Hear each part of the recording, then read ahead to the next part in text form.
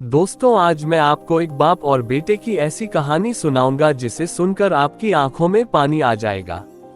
तो चलिए फिर सुनते हैं। इस कहानी से मुझे उम्मीद है कि आपको एक बहुत स्ट्रांग मैसेज मिलेगा।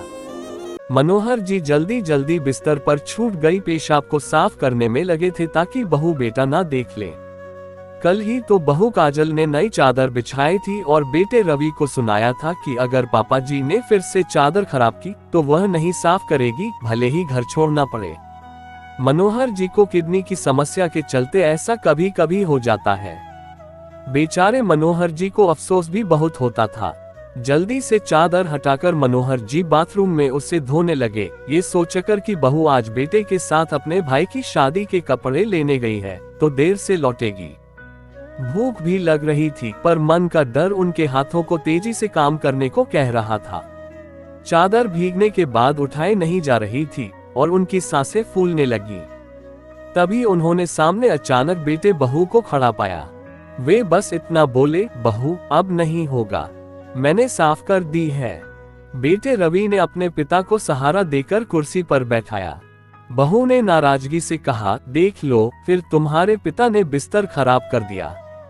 कितनी बदबू आ रही है, इन्हें अस्पताल में भर्ती करवाओ।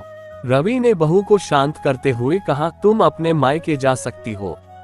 उस बाप को कैसे छोड़ सकता हूँ जिसने मेरी पैंट तक साफ की थी जब मैं कच्चे में पोटी कर देता था।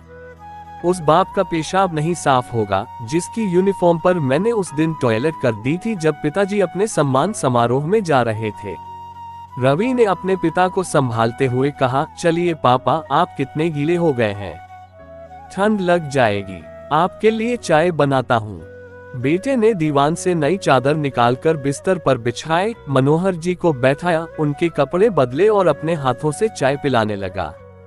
मनोहर जी के कपकपाते हाथ बेटे के सिर पर आशीर्वाद देने के लिए आ गए। उनकी आंखों से आंसू बह निकले जिन्हें वे धोती के कोने से पोंछते जा रहे थे। उन्होंने अपनी पत्नी की तस्वीर को देख मन ही मन कहा, देख ले विमला, तू कहती थी मैं चला जाऊंगा तो कौन ख्याल रखेगा मेरा।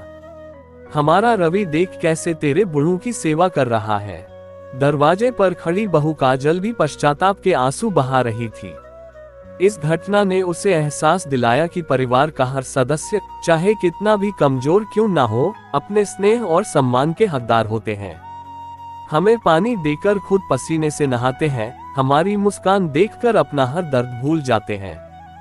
हमारे सपने हो पूरे इसलिए वो काम पर जाते हैं, वो इंसान नहीं आम जो पिता कहलाते हैं।